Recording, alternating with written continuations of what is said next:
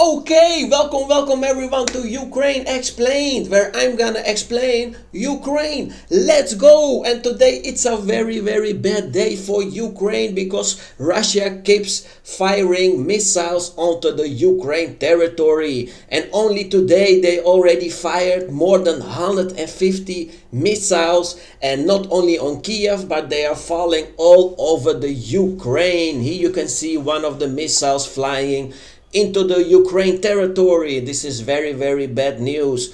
They already have reports about Odessa, about Kiev, Zaporizhia.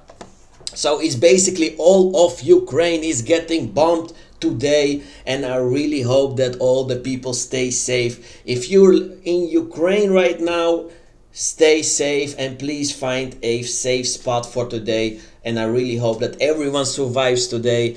It's a very dangerous day. And yesterday it was a very different day because yesterday the Engels airport got bombed. We had different drones that went to the Engels airfield and they destroyed different planes. And why is this very good news?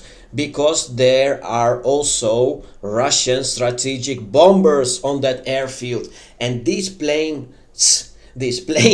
can be used to make a lot of damage on Ukraine territory. So these planes got destroyed. This is very good news. And we have like a lot of some pictures of it. I really hope that there were actually more than 2 planes destroyed. These are the strategic bombers that we're talking about, and as you can see there are a lot of different planes there. And why is this so interesting? As we can see, the Engels airfield is deep inside Russia. We can see it's more than 700 kilometers from Ukraine. What does this mean? This means that these drones are not launched from Ukraine, because attack drones, they cannot travel so many kilometers. This is more than 700, it says 717. This is impossible. So what does this mean? This means that these drones are getting launched from inside Russia. So maybe the Ukrainian military is there, maybe some partisans, maybe like some friends of Ukraine, maybe even like Russians that are against Russia. Maybe, but this is very interesting. So very good job done. And if we can see, this is a Tu-95 strategic bomber, and these airplanes they can also carry nuclear weapons. So this is very good news that it got destroyed. And of course, like always, this is again something that Russia can use against Ukraine. And now we have different bloggers that say the attack on Engels airfield is a legitimate reason for a nuclear strike.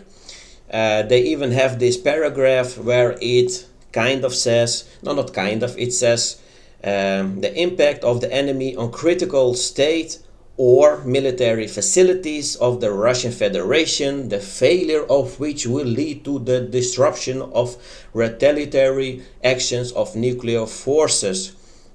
So they say our nuclear forces got attacked, and this is why we can defend also by using nuclear weapons. So they even say, dear Ukrainians, I sincerely congratulate you and your crazy American comrades. We are still able to fully meet our nuclear doctrines. From now on, your complete nuclear annihilation will be the legitimate response of the Russian Federation to aggression. So they basically say we can now use all of our weapons, it's your own fault. And yeah, now probably some Ukrainians or other people will say, well, maybe we should not have done this, but I mean, they have like for everything, they have an excuse to go further, do it bigger. And yeah, so I mean, I think we can only go forward. And why am I saying this? On this day in 1994, we had the Budapest Agreement between we have Russia, we have America, of course, we have Ukraine and the UK, and they all agreed if Ukraine got rid of their nuclear weapons, then Russia must agree that they will never, never, never, never attack Ukraine. So Ukraine did this, and now we have like this crazy war going on. So this is exactly why a lot of Ukrainians say we don't want no peace talks. We must win this war, because if we sign another peace deal, then probably in 5 years then Russia will come back with a lot of more soldiers, weapons, blah blah blah blah blah. So we must go till the end, my friends. And today also in the news, Russians are fed up with this war.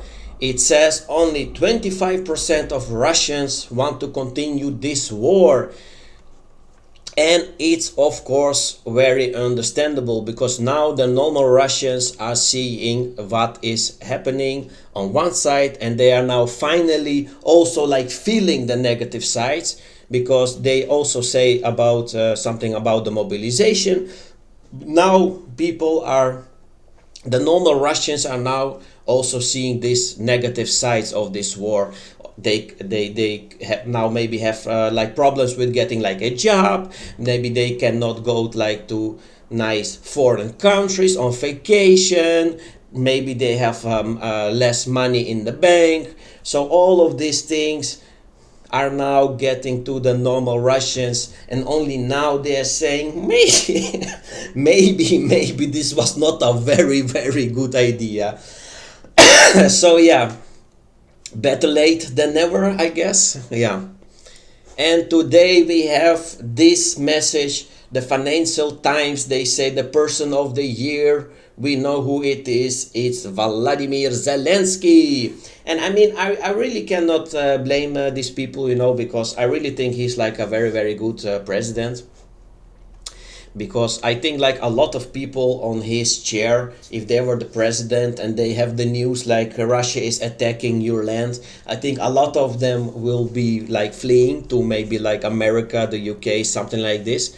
And he was like, no, I want to stay here. I want to be here with my people, and I'm also gonna fight against the Russians. So I think he done a very good job. I don't think a lot of people could have done it better. I don't think so. So yeah, I think he's also like my person of the year 2022, because he did really a very difficult job, and he's still doing it. So this is for today my video, and I want to ask you, write in the comments, what do you think of the message from the Russian bloggers? Is this attack on the airfield, Engels airfield, is this enough?